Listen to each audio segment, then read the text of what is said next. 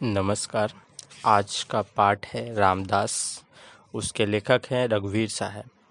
पाठ पढ़ने से पहले हम लेखक परिचय जान लेंगे। उत्तर प्रदेश के लखनऊ में 9 दिसंबर 1929 को जन्मे रघुवीर साहब हिंदी के प्रगतिशील रचनाकारों में से एक हैं। एमए की परीक्षा पूरी करने के बाद नव भारत टाइम्स से जुड़े और फिर दिनमान साप्ताहिक के संपादक बने। बाद में उन्होंने स्वतंत्र लेखन आरंभ किया। उनके काव्य संग्रह लोग भूल गए हैं के लिए 1984 में उन्हें साहित्य अकादमी पुरस्कार से सम्मानित किया गया। कुछ पत्ते कुछ चिट्ठियाँ, आत्महत्या के विरुद्ध, हंसो हंसो जल्दी हंसो, सीढ़ियों पर धूप में आदि उनकी प्रतिष्ठित कृतियाँ हैं। दूसरा सप्तक के कवि रहे रघुवीर साहब ने कहानीकार एवं निबंधकार के रूप पर भी अपनी पहचान बनाई। उनका कहानी संग्रह रास्ता इधर से है काफ़ी चर्चित है। इसके अलावा उन्होंने दर्जनों विभिन्न भाषाओं की रचनाओं का अनुवाद भी किया है। रघुवीर साहब की रचनाओं में वर्तमान राजनीतिक, सामाजिक एवं आर्थिक समस्याओं और विसंगतियों पर गहरी चिंता व्यक्त होती है। इसके अलावा नैतिक मूल्यों के क्षरण एवं सामाजिक परिवेश में बढ़ते संशय और आशंका का स्वर उनकी रचनाओं में प्रमुखता से उभरकर सामने आता है। अब हम लोग रामदास कविता को पढ़ेंगे और उसकी व्याख्या करेंगे। चौड़ी सड़क गली पतली थी, दिन का समय घनी बदली थी। रामदास उस दिन उदास था, अंत समय आ गया पास था। उसे बता यह दिया गया था, उसकी हत्या होगी। शब्दों के अर्थ को देखिए। गली का अर्थ है सकरा रास्ता, घनी का अर्थ है गाढ़ा या गहरा, बदली का अर्थ है छाया हुआ बादल, अंत समय का अर्थ है अंतिम समय या मृत्यु की समय। उसकी हत्या होगी, उसे मार डाला जाएगा। अब व्याख्या देखिए। जिस सड़क पर रामदास चल रहा था वह चौड़ी थी। उस सड़क के पास जो गली थी वह तंग थी, पतली थी। वह समय दिन का था और उस समय आकाश में घने बादल छाए थे। उस दिन रामदास इसलिए उदास था क्योंकि उसका अंतिम समय पास आ गया था। उसे बता दिया गया था कि आज उसकी हत्या होगी, आज उसे मार डाला जाएगा।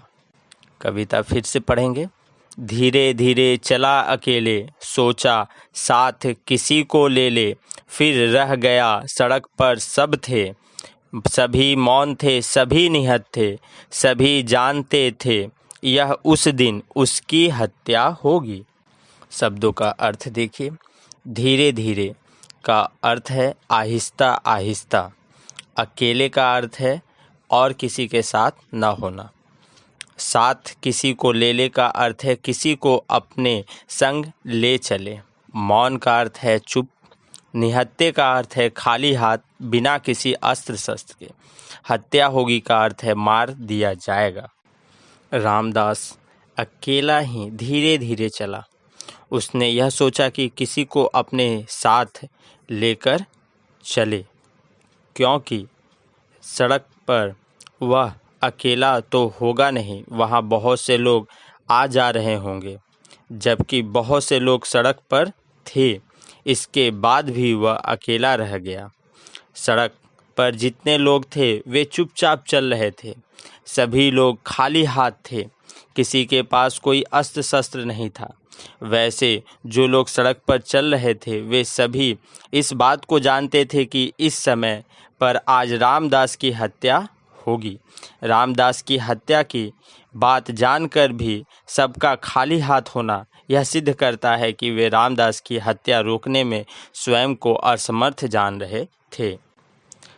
अब हम लोग कविता पढ़ेंगे। खड़ा हुआ वह बीच सड़क पर, दोनों हाथ पेट पर रखकर, सधे कदम रख कर के आए लोग सिमट कर आँख गड़ाए, लगे देखने उसको जिसकी तय था हत्या होगी।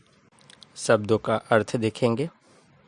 सधे कदम सावधानी से भरे पैर या रखे गए पैर। सिमट कर का होगा सिकुड़ना या पास आना। आँख गड़ाए मतलब गौर से देखना। तय का अर्थ है निश्चित। हत्या का अर्थ है मरना। अब हम लोग व्याख्या करेंगे। रामदास बीच सड़क पर खड़ा हुआ था। उसने अपने दोनों हाथ पेट पे रखे थे। सड़क पर जो अन्य लोग चल रहे थे वे सधे हुए कदम रखते हुए आए थे। वे सभी सिमट गए थे और रामदास को आंख गड़ाकर देख रहे थे। लोग उस रामदास को देख रहे थे जिसकी हत्या होनी निश्चित थी। कविता की आगे की पंक्ति हम लोग पढ़ेंगे। निकल गली से तब हत्यारा आया, उसने नाम पुकारा, हाथ तौलकर चाकू मारा, छूटा लहू का फव्वारा, कहा नहीं था उसने आखिर उसकी हत्या होगी। शब्दों का अर्थ देखिए। हत्यारा का अर्थ है हत्या करने वाला। तौलकर का अर्थ है साध कर। लहू का अर्थ है खून रक्त। आखिर का अर्थ है अंत में। अब हम व्याख्या करेंगे। रामदास का हत्यारा गली से निकलकर आया और उसने रामदास का नाम पुकारा।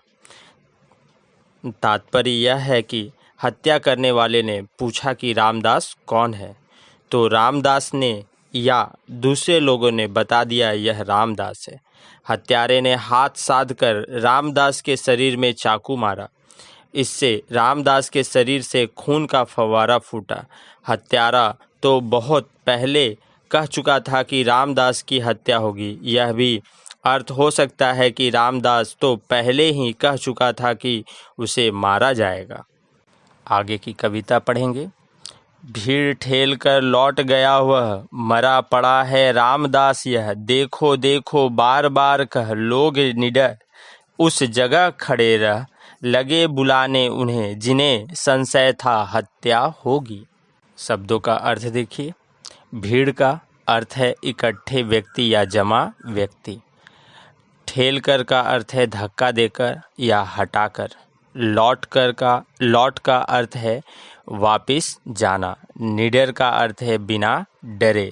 संशय का अर्थ है संदेह। अब इसकी व्याख्या करेंगे।